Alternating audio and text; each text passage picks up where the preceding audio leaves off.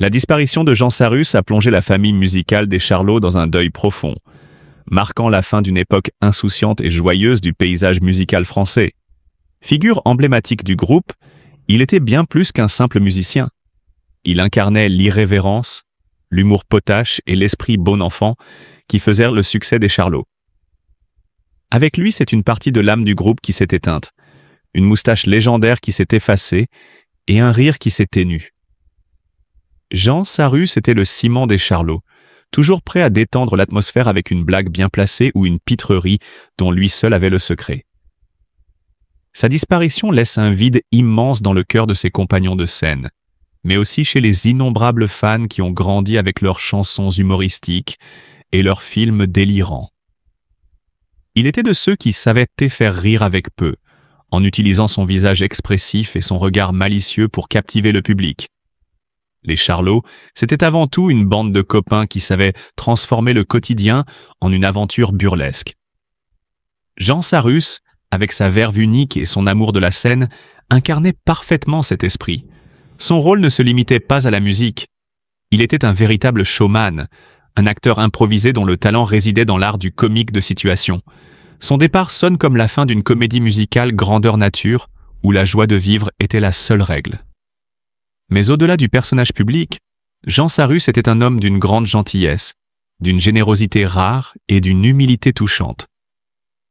Ses amis et proches se souviennent d'un homme sincère, toujours prêt à tendre la main, à partager un moment de bonheur et à transmettre son amour de la musique et du spectacle. Il était un homme qui ne prenait pas la vie trop au sérieux, et peut-être est-ce là son plus bel héritage. Savoir rire de tout, et surtout de soi-même.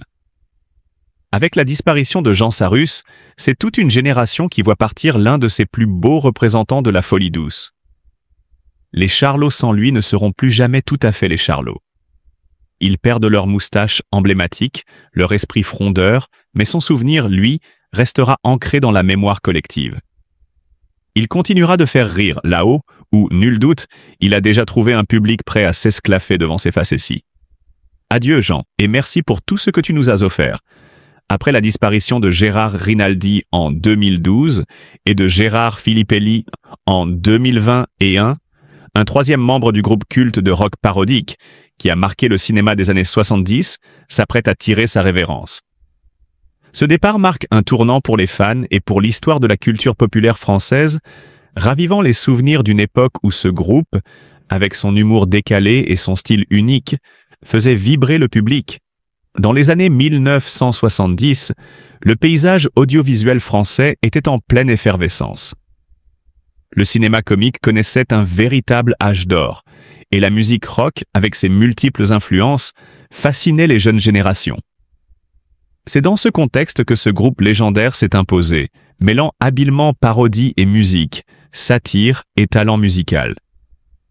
Ils ont su capter l'esprit de leur époque en détournant les grands standards du rock, en les agrémentant d'un humour irrésistible et d'une autodérision qui les rendait immédiatement sympathiques aux yeux du public. Chaque membre du groupe avait une personnalité bien définie, un rôle presque théâtral qui contribuait à l'alchimie unique de la formation.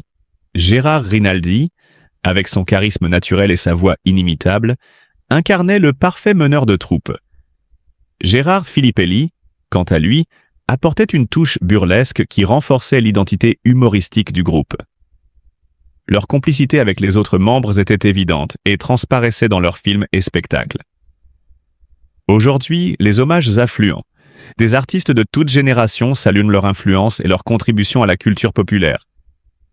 Les fans, eux, se remémorent les paroles de leurs chansons cultes, les répliques marquantes de leurs films, les éclats de rire partagés devant leurs sketchs. Une chose est certaine, même si le groupe se délite avec le temps, son esprit continue de vivre à travers ses œuvres, ses souvenirs et l'héritage indélébile qu'il a laissé derrière lui.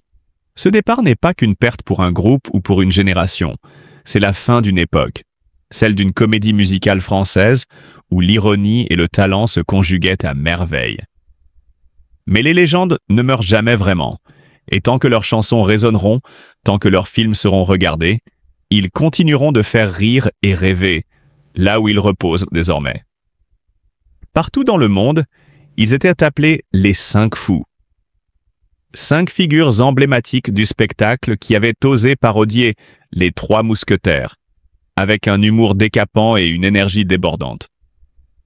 Le groupe Les Charlots, ambassadeur de la comédie loufoque à la française des années 1970, vient de perdre l'un des siens. Leur bassiste, leur leader, leur mémoire vivante. Jean Sarus s'est éteint ce mercredi matin après une longue maladie, à l'âge de 79 ans, dans sa maison de Blesle, un village pittoresque en pierre niché dans la Haute-Loire. C'est là, il y a près de 20 ans, qu'il avait choisi de poser ses valises, cultivant avec amour son humour inégalé et sa guitare fidèle. Il était l'âme du groupe, un compagnon de route infatigable qui partageait sa bonne humeur et son sens inné de la comédie. Avec ses acolytes, il avait conquis le cœur des Français, puis du public international, grâce à des chansons humoristiques et des films délirants où l'absurde régnait en maître. Qui ne se souvient pas des aventures rocambolesques des Charlots dans Les Fous du Stade ou encore Le Grand Bazar? Chaque scène était une explosion de rire, un feu d'artifice de gags et de situations improbables, porté par l'énergie communicative du groupe. Sa disparition marque la fin d'une époque, celle où l'on pouvait rire sans retenue, où l'humour n'avait d'autres ambitions que de rassembler et d'émerveiller. Mais son héritage reste intact, préservé dans les mémoires et sur les écrans. Les films des Charlots continueront d'amuser les générations futures, et leurs chansons comme « Merci patron » résonneront encore dans les esprits nostalgiques de cette époque où tout semblait plus simple et plus joyeux. Avec son départ, c'est une page du cinéma et de la musique française qui se tourne, mais son souvenir demeure vivace et lumineux, à l'image de l'homme qu'il était. Il était de ceux qui ne disparaissent jamais vraiment, dont l'esprit continue de souffler comme une brise joyeuse sur les âmes qu'ils ont croisées. Adieu Jean, et merci pour tout.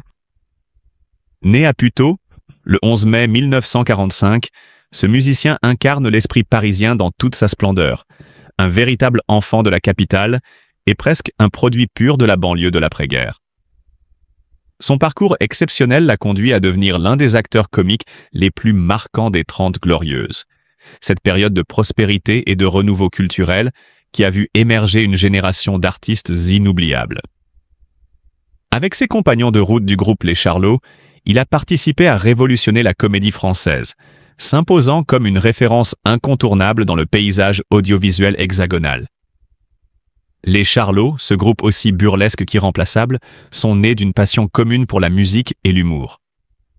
Formés dans les années 1960, ils ont rapidement conquis le public grâce à leur talent unique, oscillant entre la chanson parodique et des films délirants qui ont marqué plusieurs générations.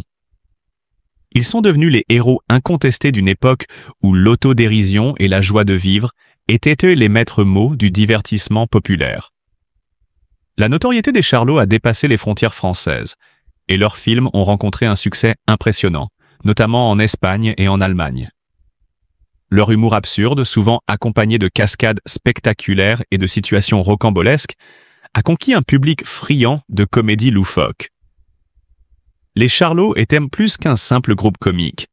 Ils étaient une institution, un symbole d'insouciance et de bonne humeur. Cependant, les années passant, le groupe a perdu plusieurs de ses figures emblématiques. En 2012, le décès de Gérard Rinaldi, chanteur principal et leader naturel du groupe, a marqué un tournant. Son charisme, sa voix et son talent d'acteur avaient largement contribué à la renommée des Charlots. Avec lui s'est éteinte une partie de l'âme du groupe, laissant un vide immense dans le cœur des fans et des anciens compagnons de scène. Puis, en 2021, la disparition de Gérard Filippelli, guitariste et figure incontournable de la troupe, a de nouveau frappé les admirateurs des Charlots. Son sens du comique et son talent musical en faisaient un pilier essentiel du groupe. Avec sa moustache caractéristique et son regard malicieux, il incarnait l'esprit inimitable de cette bande de joyeux lurons. Aujourd'hui, les Charlots ont perdu leur bassiste et leur moustache, mais aussi leur dernier représentant historique. La disparition de ces figures mythiques symbolise la fin d'une époque révolue, celle d'un humour sans filtre, d'une musique légère et d'une convivialité propre aux années 70 et 80. Pourtant, leur héritage demeure intact. Leurs films et leurs chansons continuent de faire rire et chanter, preuve que leur impact culturel reste vivace. Le souvenir des Charlots vit dans la mémoire collective, immortalisé à travers les rediffusions télévisées, les albums musicaux et les anecdotes nostalgiques des fans de la première heure. Ils représentent une époque où l'insouciance et la joie étaient reines, et où l'humour, même absurde, réunissait petits et grands. Premier degré qui sont bien sûr dans les Dazen. Ensuite, on a, je pense, quelque chose d'important qu'il faut retenir pour l'ensemble des candidats, c'est que les candidats ne sont pas seuls, hein, on en a bien parlé, il y a un encadrement, vous l'avez redit il y a quelques instants, il y a un véritable accompagnement des personnels d'encadrement. Dès le début de la carrière, je dirais même avant, puisque la préparation du concours, on est déjà dans un accompagnement. Donc le candidat n'est jamais seul et en plus, il ne part pas de rien. Alors, je le dis ça va de soi comme ça, mais certains pensent, le mot a été utilisé tout à l'heure, le mot des fois peut-être par ma collègue inspectrice, le mot inspecteur ou personnel de direction, c'est pas pour moi, enfin, on a tous des parcours, quand on parle, on est tous passés par à peu près les mêmes chemins, donc il n'y a pas de raison. Et en fait, on se rend compte rapidement qu'on a des parcours divers qui sont très riches et que de nombreuses compétences ont été développées et ont été développées aussi bien dans